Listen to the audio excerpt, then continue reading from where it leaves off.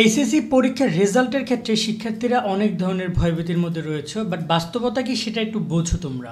দেখো, পরীক্ষার রেজাল্ট তৈরির নিয়ম নিয়ে ইতিমধ্যে বিভিন্ন জায়গায় কনফিউশন ক্লিয়ার করা হচ্ছে। জেএসসি এবং এসএসসির মাধ্যমে সমন্বয় করে এইচএসসির ফল, সেক্ষেত্রে বলা হচ্ছে বিভিন্ন জায়গায় যে তোমাদের 25 নেওয়া হবে জেএসসি থেকে, 75 নেওয়া হবে এসএসসি থেকে। তবে কোন বিষয়গুলো সেটা আগে বোঝো। এখানে ফেল করবা, আমি আবারও বলছি, অনেক শিক্ষার্থী এখানে যদি মনে করো যে সবাই পাস, গণহারে পাস, তা কিন্তু না। এখানে বাংলা, ইংরেজি, আইসিটি, পদার্থ, হিসাব বিজ্ঞান, যুক্তিবিদ্যা এই সাবজেক্টগুলো পরীক্ষা হয়েছে, তোমরা দিয়েছো এবং এই খাতাগুলো শিক্ষকদের কাছে ছিল। শিক্ষকরা সেই নম্বরগুলো মূল্যায়ন করে বোর্ডের কাছে পাঠিয়েছে। এখন সেই নম্বরগুলো অলরেডি রেজাল্ট প্রস্তুত। অনেক শিক্ষার্থী আইসিটিতে ফেল করেছো, অনেক শিক্ষার্থী ইংরেজিতে রেজাল্ট খারাপ করেছো, নম্বর কম পেয়েছো। এই যে বিষয়গুলো রয়েছে সেগুলো কিন্তু রয়েছে। আর পরীক্ষা স্থগিত হয়েছে এই যে ভূগোলের পর থেকে, ভূগোল দ্বিতীয় থেকে শুরু করে অন্যান্য বিষয়গুলো। এখন ভূগোলের ব্যাপারটা নিয়ে তারা কী করবে সেটা এখন আমাদের কাছে জানা নেই, বাট নর্মালি ধারণা করা যাচ্ছে যে ভূগোল যেহেতু প্রথম পত্র হয়েছে, সো প্রথম পত্র তারা মূল্যায়ন করবে, আর বাকি যে এখানে ভূগোল দ্বিতীয় পত্রে বাকিটুকু নিবে তারা অন্য জায়গা থেকে, সেটা পরের বিষয়। বাট নর্মালি এই সাবজেক্টগুলোতে যারা ফেল করবা তারা ফেলই। কোনোভাবে তুমি যদি মনে করো তোমাদের এই সাবজেক্টগুলোতে ফেল করলে তোমাদের জেএসসি থেকে নিবে, তাহলে ভুল ভাবছো।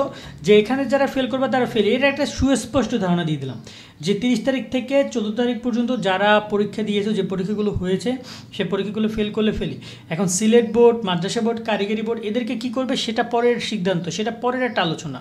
কিন্তু যারা 8টা বোর্ডে পরীক্ষা হয়েছে, এই 8টা বোর্ডে এখানে যারা ফেল করবা তারা ফেলই করবা, তাদের রেজাল্ট ফেলই আসবে। সেক্ষেত্রে সাবজেক্ট ম্যাপিংয়ের রেজাল্টগুলোতে তুমি পাস করে যাবা। এখানে যে সাবজেক্ট ম্যাপিং রয়েছে, যে রেজাল্ট যেগুলো হবে সেগুলো তুমি পাস করে যাবা, ঠিক আছে। কিন্তু তোমার এখানে এই সাবজেক্টগুলোতে তুমি যে রেজাল্টটা পাবা সেই রেজাল্টই তোমাদেরকে প্রোভাইড করা হবে। এই একটা গুরুত্বপূর্ণ বিষয় মাথায় রাখবা। দ্বিতীয়ত যে বিষয়টা আসছে সেটা হচ্ছে যে জেএসসির মাধ্যমে যদি মূল্যায়ন করে, এখন অনেকেই আমাদের কোশ্চেন করতেছে জেএসসিতে আমাদেরকে কীভাবে মূল্যায়ন করবে, এখন শিক্ষা মন্ত্রণালয় কী চিন্তা ভাবনা করছে।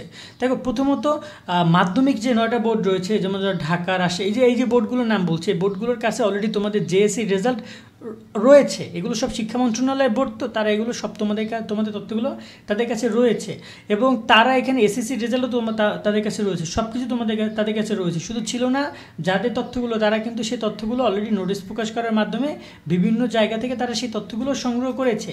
এখন জেএসসির যে একটা ইমফেক্ট পড়বে সেটা স্বাভাবিক, তবে এই জায়গায় অনেকে ভাবতেছে নেগেটিভ ইফেক্ট পড়বে, এমনটা আমারও ধারণা। কারণ দেখো, গ্রুপ সাবজেক্টগুলো মূলত কিন্তু জেএসসিতে নাই।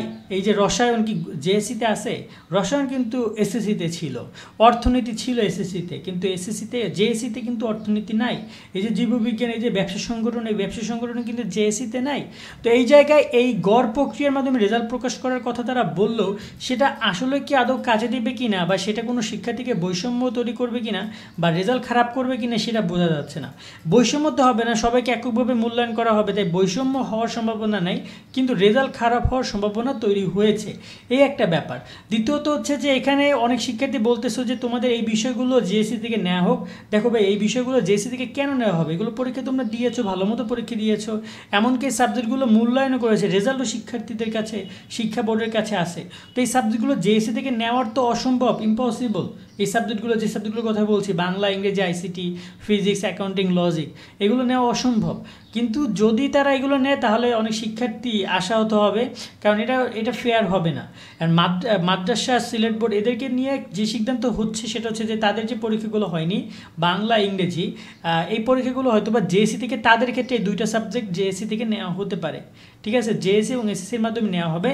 আর বাকি বিষয়গুলো হয়তো বা তাদেরকে সবাইকে যেভাবে মূল্যায়ন করবে সেভাবেই মূল্যায়ন করবে।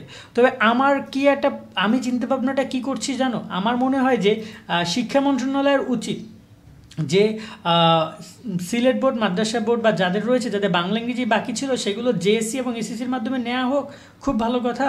আর যাদেরকে স্বাভাবিকভাবে মূল্যায়ন করার কথা সেটা স্বাভাবিকভাবে মূল্যায়ন করা হোক।